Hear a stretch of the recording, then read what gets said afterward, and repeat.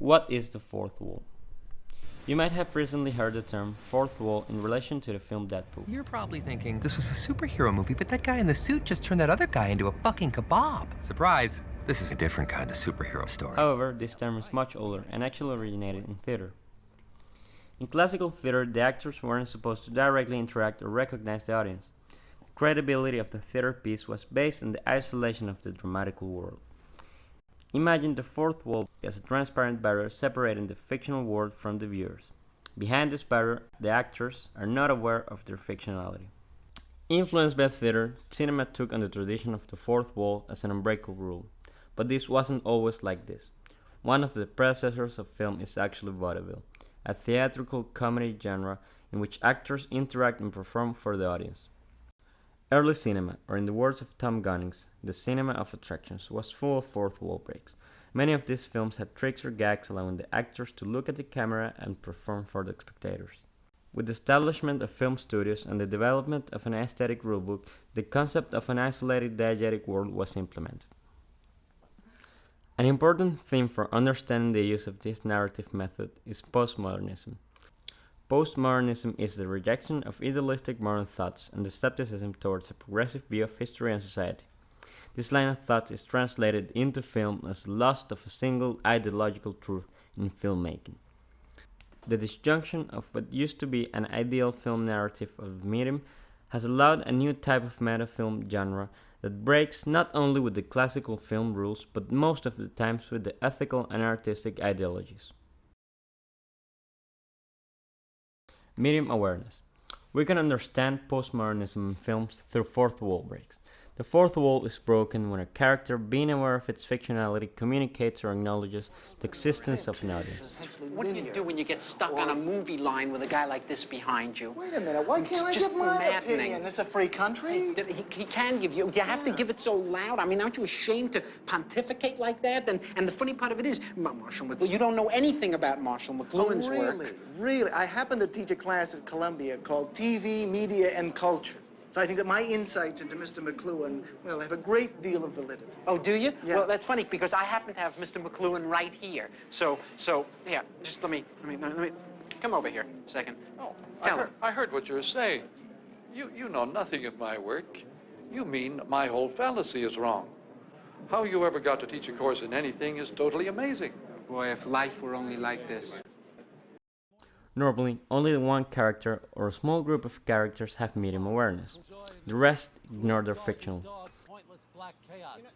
That's my story. No, there. Okay, I told that's you. not. Tell them the story. Tell them. Yeah, tell them. You just want me to say it again so they can hear. Who? Them. Who? Who's them? You see something out there? Where? Yeah. What are you, an imbecile? There's an audience full of people looking at us. I forget what you're talking about. You feel you're being watched. They paid good money for tickets, hard-earned money, so some moron in Hollywood can buy a bigger swimming pool. Okay, you're saying there are human beings out there who bought tickets to watch us. Well, mostly they're interested in me, I have to say. Yeah. I'm looking. Yeah, they're just sitting there. Don't you see them? Some are eating popcorn. Some are just staring straight ahead, breathing through their mouths like Neanderthals. So then they're there to listen to your story. Total delusions of grandeur. Completely. Why would you want to hear my story? Do we know each other? Do we like each other? Let me tell you right off, okay? I'm not a likable guy. Charm has never been a priority with me. And just so you know, this is not the feel-good movie of the year. So if you're one of those idiots who needs to feel good, go get yourself a foot massage. Mom, that man's talking to himself. Come on, Justin. What the hell does it all mean anyhow? Nothing. Zero. Zilch. Nothing comes to anything. And yet, there's no shortage of idiots to babble. Not me. I have a vision.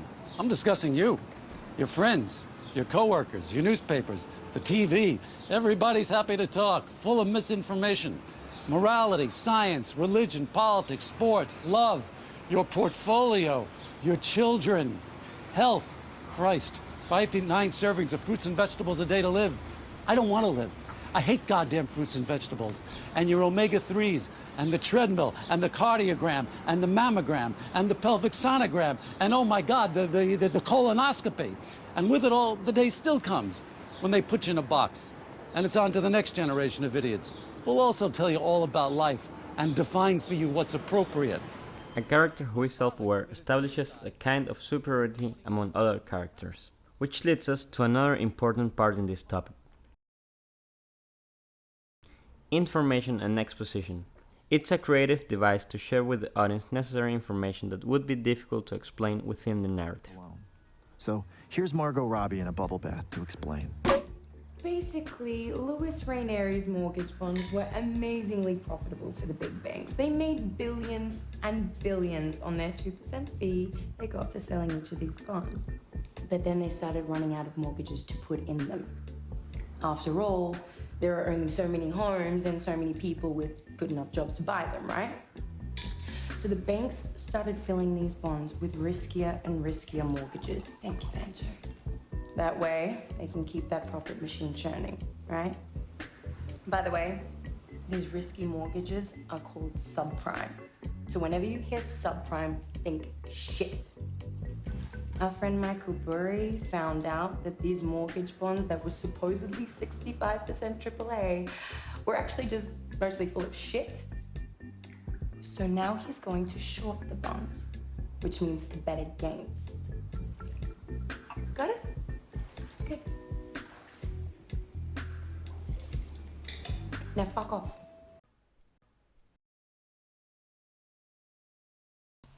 Intimacy with characters. Furthermore, the breaking of the fourth wall can create an intimate bond. So let me go back. On a daily basis, I consume enough drugs to sedate Manhattan, Long Island, and Queens for a month. Okay, Mr. Jordan. I take Quaaludes 10 to 15 times a day for my back pain, Adderall to stay focused, Xanax to take the edge off, pot to mellow me out, cocaine to wake me back up again, and morphine, well, because it's awesome. Morning, make them. The audience is transformed from observer to participant. But of all the drugs under God's blue heaven, there is one that is my absolute favorite. See, enough of this shit'll make you invincible. Able to conquer the world and eviscerate your enemies. Oh! And I'm not talking about this. I'm talking about this. See, money doesn't just buy you a better life, better food, better cars, better pussy. It also makes you a better person. You can give generously to the church or a political party of your choice. You can save the fucking spotted owl with money. This bond is reinforced by giving the audience insight into a character's thoughts or by addressing the audience directly. Another interesting, simpler use is that of making the audience feel watched. Which brings us to a horror film genre. Horror films and thrillers like Hitchcock's masterpiece Psycho have characters breaking the fourth wall through eye contact, with the intent of conveying an unsettling feeling. I'm not even gonna swat that fly.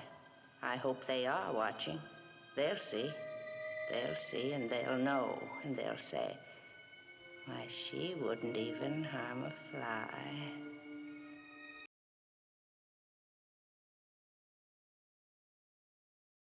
However, the genre that has profited the most from this disobedience is comedy. The advantage of comedy is that it doesn't have to take itself very seriously.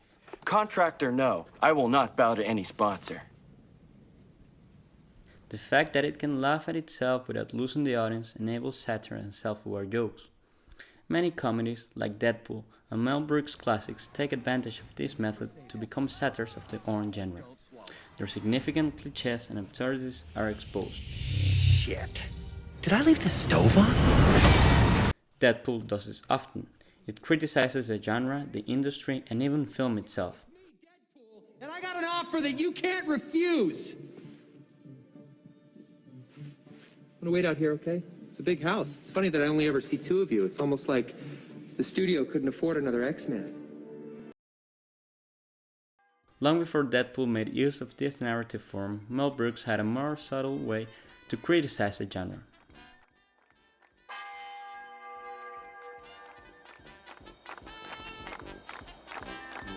Hey! The sheriff is a nick! What did he say? The sheriff is near! No, God blame it, dang blame it! The sheriff is a nick!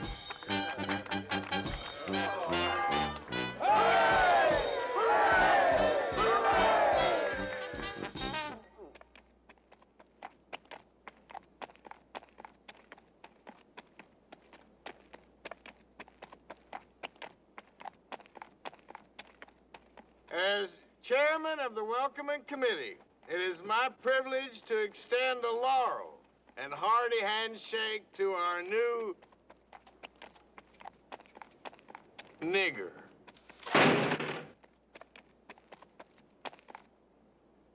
In his film Blazing Saddles, the characters constantly give the impression of being aware of the film's absurdity. You've got to remember that these are just simple farmers. These are people of the land. The common clay of the New West.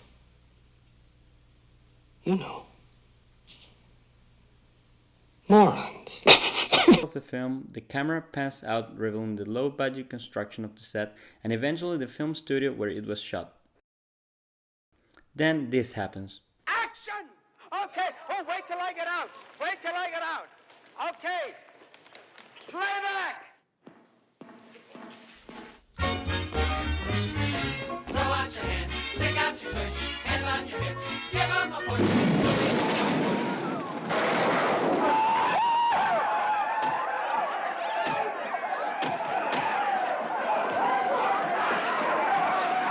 Mel Brooks disregards the traditional use of an isolated word as fundamental to narrative and emotion.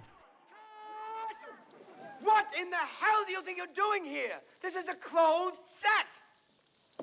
Piss on you. I'm working for Mel Brooks. Not in the face. He shows the viewer everything he will not see in other films.